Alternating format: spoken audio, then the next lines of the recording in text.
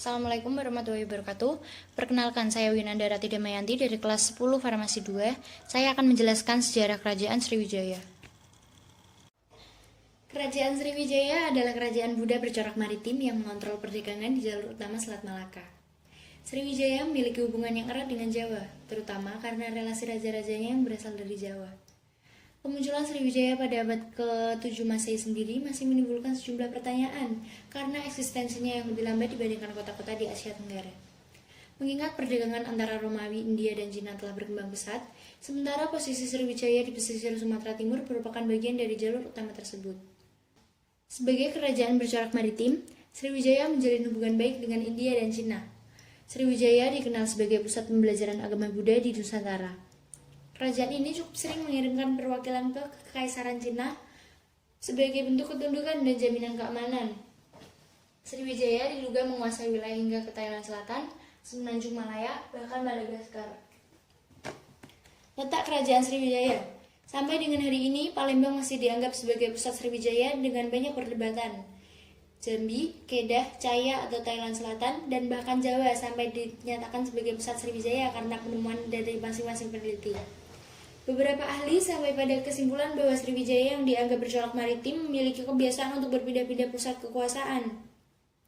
Hal ini mungkin saja terjadi, mengingat teori Mandala yang diungkapkan oleh Robert von Heingolden menyatakan bahwa pusat dari kerajaan-kerajaan kuno Asia Tenggara adalah raja itu sendiri dan pengaruhnya, bukan kekuasaan teritorial maupun ibu kota kerajaan seperti halnya yang terjadi di Eropa misalnya.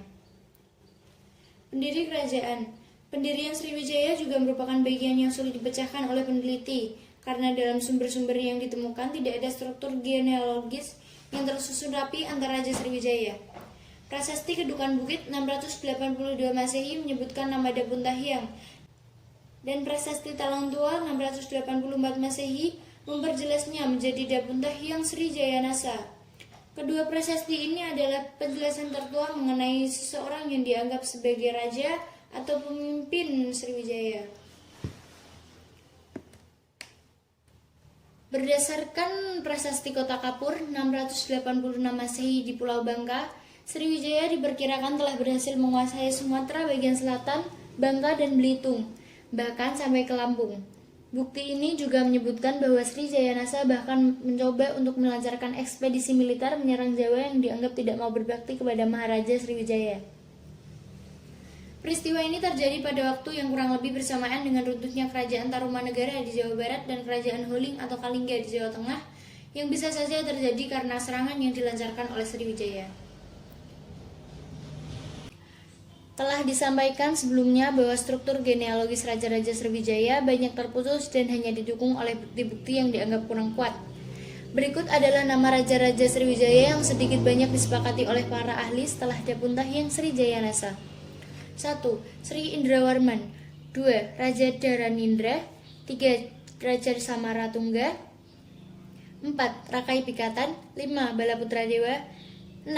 Sri Udayadityawarman. 7. Sri Culamaniwarman. Dan yang terakhir Mawijaya Tunggawarman. Kemunduran Sriwijaya tidak lain adalah karena 3 kali serangan kerajaan Chola sehingga melemahkan kekuasaan di Selat Malaka. Hal ini membuat kekuatan-kekuatan lain bermunculan untuk menggantikannya. Salah satunya adalah Jambi yang pada tahun 1082 mengirimkan utusannya sendiri ke Cina. Memasuki abad ke-13, sebuah kerajaan di Sumatera kembali menguasai daerah selat. Namun para ahli menyatakan bahwa itu adalah Melayu Dharmasraya yang didukung dengan adanya ekspedisi Pamalayu dari Singasari yang dicatat dalam kitab Pararaton. Sekian yang dapat saya sampaikan. Mohon maaf bila ada salah kata. Terima kasih atas perhatiannya. Assalamualaikum warahmatullahi wabarakatuh.